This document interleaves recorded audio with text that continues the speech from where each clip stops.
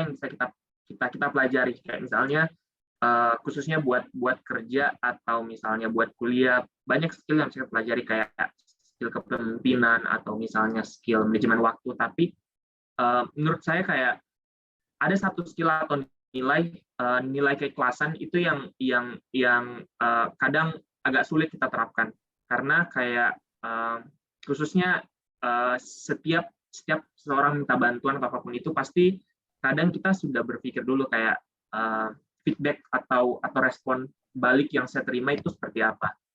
Nah, hal itu kadang yang buat kita susah menjadi ikhlas. Nah, dengan ikut kegiatan kerelawanan atau pengabdian, itu beneran ngebantu saya untuk melatih saya untuk menjadi ikhlas. Dan menjadi ikhlas itu menurut saya itu kayak nilai atau skill yang bukan cuma dalam kerjaan atau misalnya sekolah atau apapun itu kegiatan yang kita lakukan, tapi itu skill atau nilai yang akan kita bawa sampai kita meninggal nanti. Itu yang skill yang akan selalu kita pegang selama kita masih hidup sih, yang akan berguna banget. Dua itu sih, Mbak, dari saya. Iya, keren banget sih tentang konsep apa Kak tadi? Pay forward, membayar ke depan. Nah, atau bisa dikatakan ini ya, kayak kebaikan yang terus berulang kayak gitu, yang mungkin nanti jatuhnya itu kayak misalnya nih Kak John sudah berbuat baik ke aku gitu, tapi mungkin Kak John tidak langsung mendapatkan kebaikan itu dari aku gitu, tapi mungkin Kak John juga bisa mendapatkan kebaikan itu dari orang lain kayak gitu. Iya nggak, Kak? Betul, Kak. Betul. Nah, ini bener banget sih. Ini memang aku juga dapetin konsep kayak gini tuh juga dari suami aku ya, dari Mas Noval juga. Beliau emang selalu ngajarin untuk selalu berbuat baik gitu ke siapapun tanpa meminta imbalan gitu dari mereka gitu. Misal nih dari Kak John ulang tahun gitu, terus aku ngasih kado gitu. Tapi kita juga jangan berharap aku akan dikasih kado balik gitu sama Kak John gitu. Enggak, tapi mungkin aku ketika aku ngasih kado ke Kak John nanti akan dibales gitu. Mungkin dalam bentuk sesuatu dan oleh orang lain juga kayak gitu. Jadi keren banget gitu ya. Jadi teman-teman jangan apa ya, ketika ikut kegiatan kerelawan memang jangan langsung ingin meminta sesuatu balik, tapi tetap akan mendapatkan sesuatu itu nanti kayak gitu, dan pasti akan dibalas oleh Tuhan kita gitu. Mungkin itu sih keren banget Kak John. Mungkin selanjutnya Kak Zul bisa langsung dijawab Kak tentang aku ulang lagi ya. Jadi apa dorongan Kak Zul itu pernah memilih gitu, atau mungkin sampai saat ini kan Kak Zul gitu ya masih tetap memilih di jalan kerelawanan itu kenapa, dan apa dorongan Kak Zul gitu masih tetap bertahan di jalan ini gitu. Ya, oke. Jadi kenapa memilih jalur di kerelawanan, selalu ikut kegiatan-kegiatan pengabdian? Karena ini mungkin tidak terlepas dari latar belakang saya juga, dan juga mungkin pengalaman ketika masa-masa sekolah, di mana kalau di Buton, khususnya di daerah saya itu dulu itu masih kayak akses sinyal, kemudian sekolah itu sangat terbatas. Bahkan saya itu pernah mengalami di mana untuk pada saat kelas 1 SMA, saya itu sekolahnya, ruangan sekolahnya itu tidak ada dinding, jadi hanya atap sama lantai. Terus kalau hujan, biasanya kalau hujan itu kami belajarnya sambil berdiri, dan kami selalu bawa karung untuk sebagai alas duduk, karena dulu itu belum ada kursi, jadi kita bawa karung dari semen yang biasa kita yang biasa ya buat semen itu kita jadikan alas duduk. Dan dari situ ketika kuliah saya mendapatkan kesempatan untuk kuliah di Jawa, dan itu kayak satu fase hidup yang sangat ini ya, kayak drastis banget perubahannya dari sekolah yang sangat terbatas, kemudian juga setelah kuliah mendapatkan privilege untuk bisa menimba ilmu di tempat yang terbaik gitu di Malang. Nah, dari situ saya merasa bahwa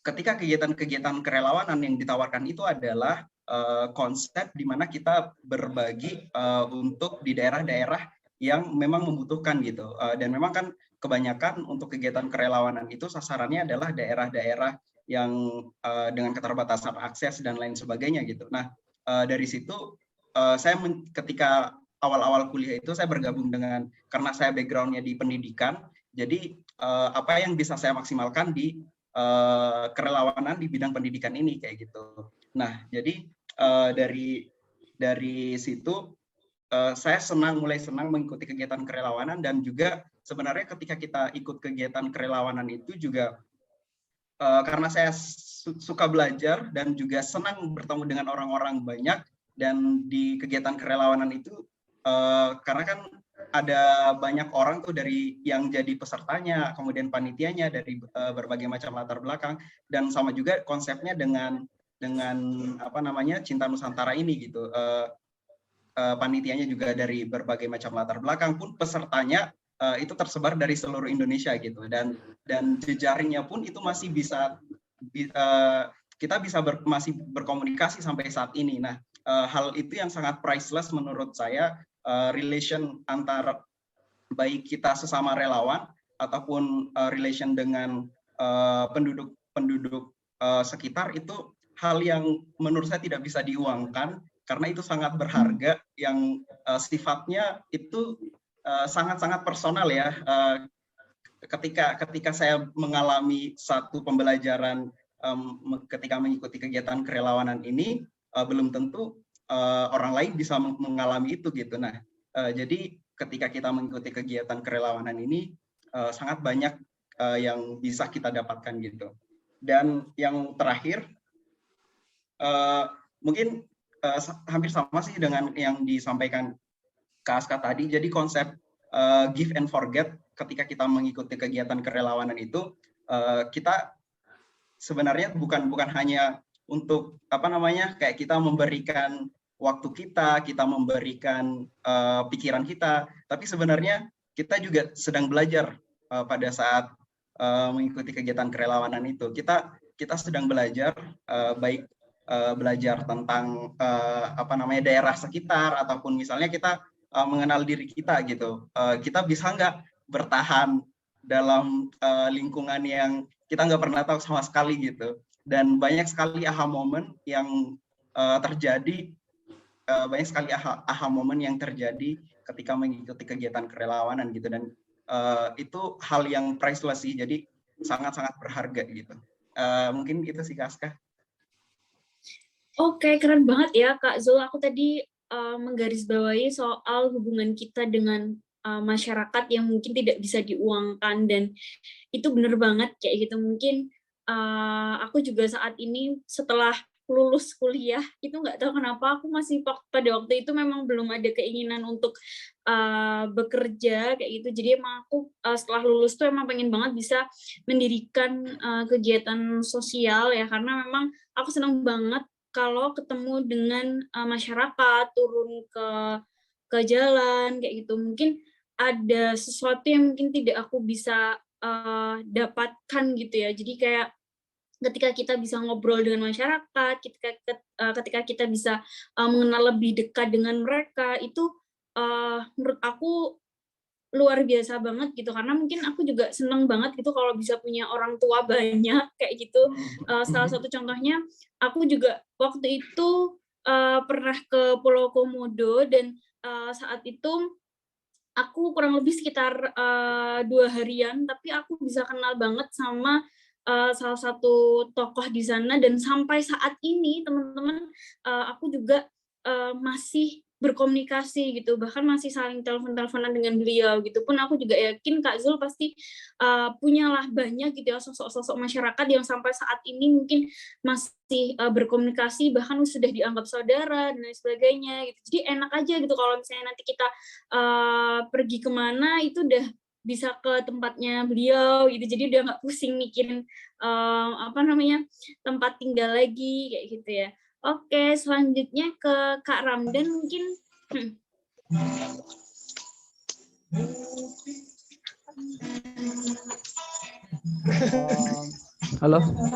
Halo Kak, ini suaranya siapa ya? Kak Trias, Kak Trias, Kak Trias. Kak Trias, tolong di-mute. Oke, sudah ya. Mungkin Kak Ramdan dipersilahkan gitu tentang apa namanya, dorongan kenapa pernah memilih di jalan pengabdian gitu. Mungkin bisa diceritain Kak sama teman-teman. Ya, kalau jalan pengabdian sih gimana ya Mbak Rizka? Kalau saya tuh kenapa saya ikut dalam program pengabdian selama saya masih kuliah kemarin, dan itu semata-mata karena pertama tadi saya awalnya coba-coba Mbak. Jadi saya coba-coba aja nih, karena kan saya aktivitas saya di kampus terus. Pertama kali saya coba tuh kok asik gitu ya, ikut waktu yang masih di Makassar tuh asik gitu, jadi makanya saya pengen coba lagi gitu. Saya coba lagi ikut Cinta Nusantara, habis saya ikut Cinta Nusantara kok ya asik juga gitu, udah saya ikut lagi, habis itu saya ikut program pengabdian lagi yang di Lampung, terus terakhir tuh yang ikut pengabdian bersama masyarakat suku orang dalam gitu di Poskop. Apa yang saya dapatkan dari pengalaman saya, kita itu bisa melihat perspektif baru gitu dari masyarakat yang tentunya yang underprivileged ya. Jadi kita bisa melihat kehidupan mereka seperti apa, perspektif mereka seperti apa, dan itu menurut saya yang menarik untuk dipelajari dan ya untuk bisa menjadi media pembelajaran bagi saya gitu. Dan itu kadang bisa menumbuhkan soft skill gitu. Jadi bisa berinteraksi dengan masyarakat, itu bisa kadang apa namanya, bisa menumbuhkan soft skill ya. Itu yang saya rasakan. Karena setiap kali saya mengikuti setelah selesai program pengabdian itu rasanya kayak asik gitu, habis di recharge gitu. And I mean ada perspektif baru yang saya dapatkan dari masyarakat itu sendiri gitu. Dan menurut saya pengabdian itu tidak mengenal usia ya. Dalam beberapa kesempatan saya mengikuti program pengabdian, bahkan ada yang sudah dari kalangan profesional udah umur 30 tahun tapi dia masih ikut gitu, masih semangat ikut program pengabdian gitu. Dan saya berharapnya juga begitu. Saya pribadi semoga kedepannya saya bisa dikasih lagi kesempatan untuk ikut program pengabdian tanpa melihat usia saya, apa profesi saya gitu. Karena yang kita pelajari dari pengabdian itu ya tadi kita bisa melihat perspektif masyarakat gitu seperti apa, dan itu yang membuat saya kenapa saya harus sering-sering ikut program pengabdian pada waktu itu, dan semoga kedepannya saya juga masih bisa merasakan another volunteering program mungkin di lain waktu gitu. Jadi seperti itu Mbak Aska. Oke Kak Ramdan, jadi dengan kita melakukan kerelawanan itu akan kayak membuka perspektif baru, kemudian ilmu baru juga gitu yang mungkin sebelumnya kita nggak tahu, tapi akhirnya ketika kita ketemu sama teman-teman dari berbagai daerah, kemudian terjun langsung ke masyarakat, itu jadi kayak oh ternyata gini ya, jadi kayak mungkin keluar dari zona nyaman yang akhirnya kita bisa tahu sesuatu hal yang belum pernah kita ketahui sebelumnya dan belum pernah kita rasakan sebelumnya gitu. Nah mungkin pertanyaan terakhir nih ya Kak ya, nanti setelah itu mungkin ada sesi tanya jawab. Nah pertanyaan terakhir aku langsung ke Kak Zul dulu mungkin. Pertanyaan terakhir nih Kak, apa sih harapan Kak Zul, Kak Ramdan dan juga Kak John gitu untuk Indonesia ke depannya gitu, karena kan yang kita lihat gitu ya di sosial media itu kan pasti banyak hal-hal berita-berita negatif gitu ya tentang sampah, tentang pendidikan kita, tentang pariwisata kita dan lain sebagainya gitu. Tapi memang di satu sisi ada banyak nih pemuda-pemuda, bahkan kemarin aku juga menemukan salah satu adik yang baru 14 tahun ya, beliau bisa membantu Indonesia untuk mengurangi sampah plastik dan bisa ngomong gitu di forum di Amerika kalau nggak salah pada waktu itu gitu. Nah, apa sih harapan-harapan Kak Zul gitu